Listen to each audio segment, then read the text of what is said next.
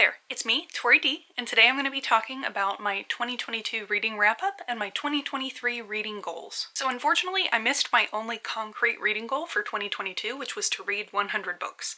I came in, I think, at around 95 or 96, so pretty close, but not necessarily what I had been hoping for.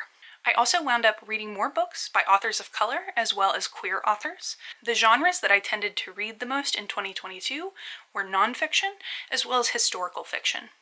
In addition, I had some really great months where I came in with over 10 books, but then the month of July happened and I read exactly one book the first weekend and then never read another book for the rest of the month.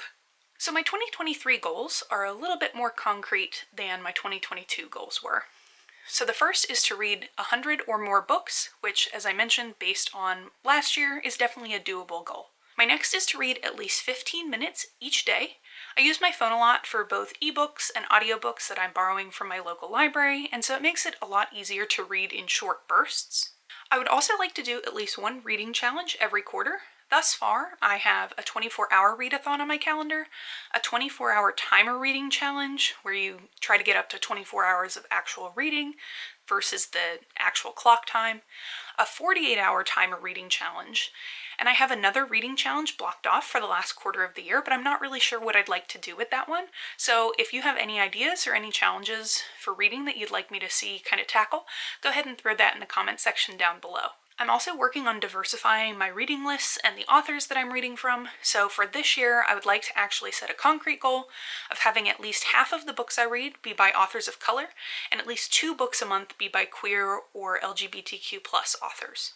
I read the most nonfiction books last year, and I definitely want to make sure I'm still being consistent in that habit, so I'd like to read at least one nonfiction book each month. I'd like to participate in at least one big readathon here on YouTube. I'm kind of looking at Becca's Bookopoly-thon, depending on when that happens, but there may be something else that catches my eye, or if there's anything that you're interested in or participating in, go ahead and throw that down below.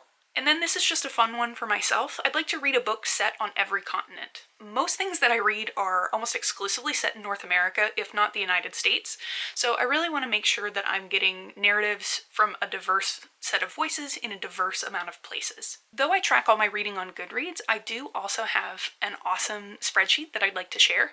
So one of my friends from grad school made an incredible spreadsheet that really spits out some awesome statistics and makes tracking really easy. So I am also an Excel geek myself, so it's been a blast. I checked all my books in 2022 using this spreadsheet and helped Val kind of beta test a little bit on the first of the year to make sure the 2023 spreadsheet is working as intended.